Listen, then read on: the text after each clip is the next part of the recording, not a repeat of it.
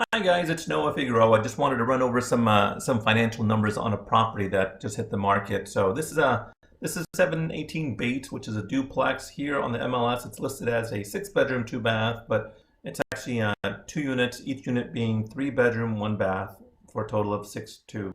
Okay, so yeah, we have plenty of pictures and floor plans on the MLS. You can look at that.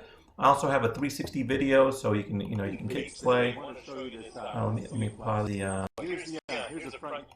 Okay, so you can watch a 360 video where I go through the entire property and you can see inside the house through every single room, right? So you can pan and tilt it and you can kind of follow around. It's kind of cool. I like the 360 videos.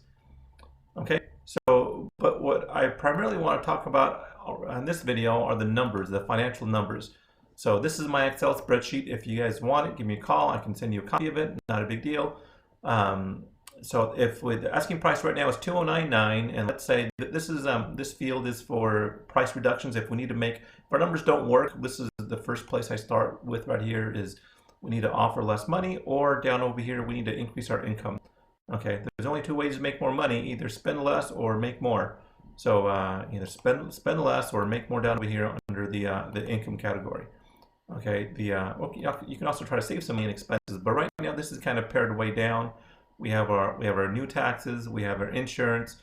Tenants are paying all this stuff, and I talked other videos about this maintenance. I do suggest that we save some money for repairs down the road, but for the time being, right now we'll leave that blank. We can talk about that later, how much we want to spend for that or save for that. Okay, so our income. I'm estimating that the front house, which is much bigger, can rent for $1,100, and the back one can rent for $900 for a total of $2,000 per month, or 24,000 per year.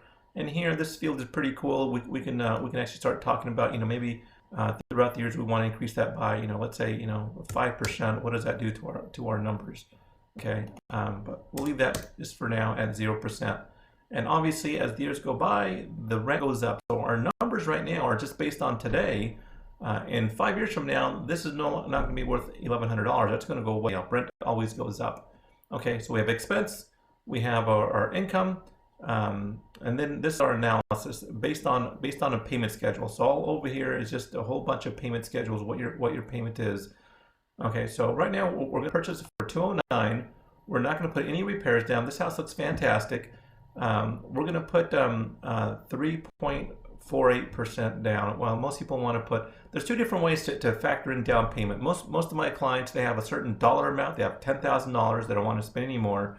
Very few clients come in and they really want 3.5% or 20%.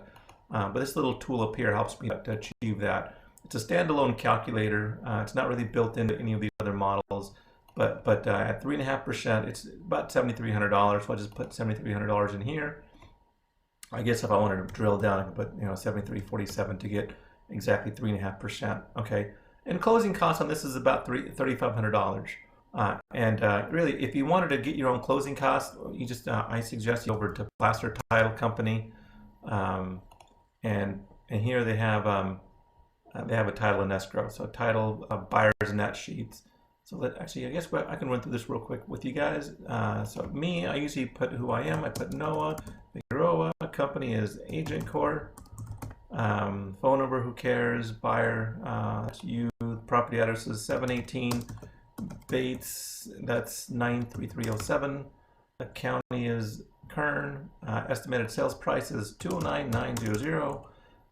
And the loan amount is what is that? 206. 203. Let's just put 203. Okay, that's 203.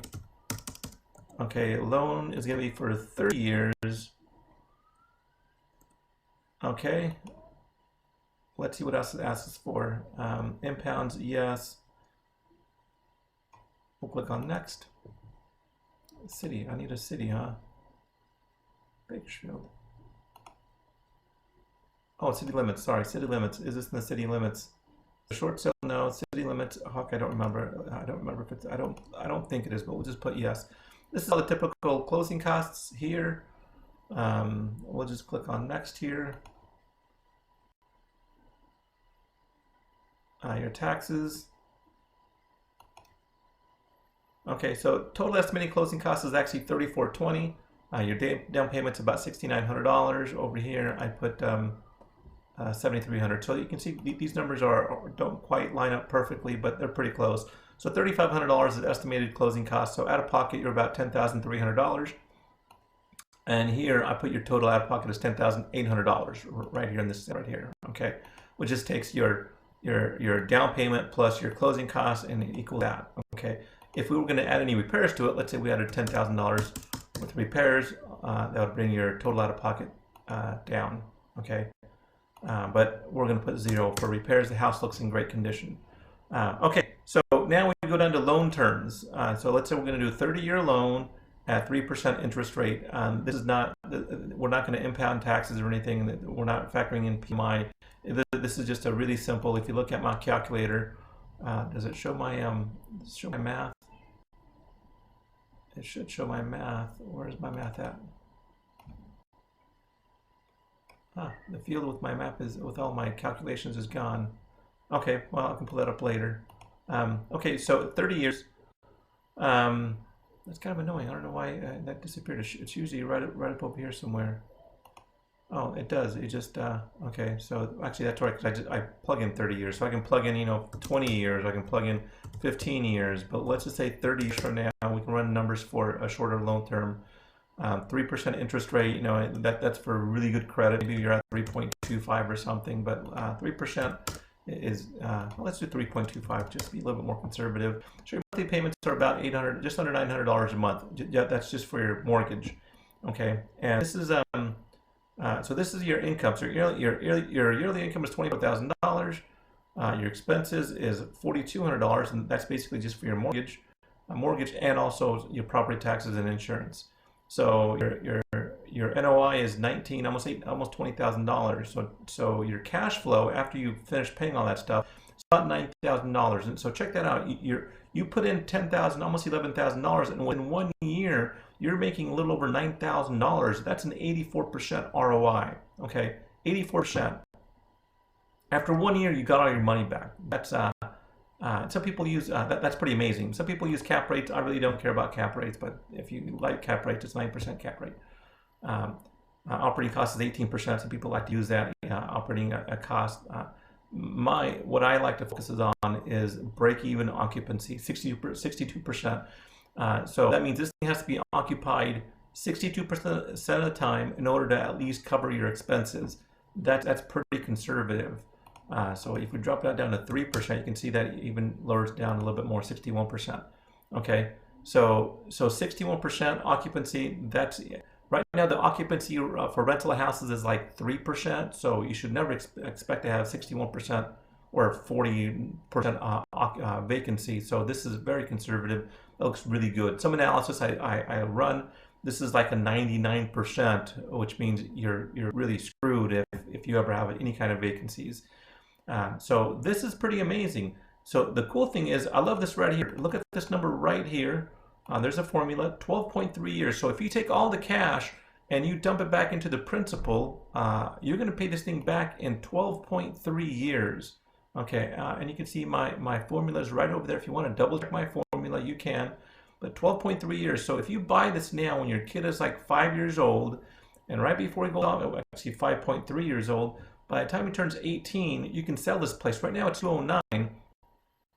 In 12.3 years, this thing could be worth like $400,000. So really, if you pay $10,000 now, you could have a $400,000 college fund for your kids. But let's say you want to offer a little bit less. Let's say you want to offer 5% less. That just brings it under $200,000, and some people might offer right $200,000. It's a nice even number. Look what it does to your numbers. Now you're at 94% ROI, right? That's like just about a year. And now you've cut down how long you can pay for it to about 11.4 years. Now, if you start factoring in, you're going to increase rent. Let's say we increase rent by 10% in the next few years. Right? Well, actually, probably take a year or two to increase. You don't want to increase it right now in our climate. But if you do that, look what it does to your numbers. Now Now it's like if it's half empty, you're still okay. These are really phenomenal numbers here. So if you want me to drill down your exact numbers and what your goals are, give me a call and I can either share this Excel spreadsheet with you, or and some people want to put, if you want to put 20% down, which is more of a traditional commercial loan for investment property that you don't occupy.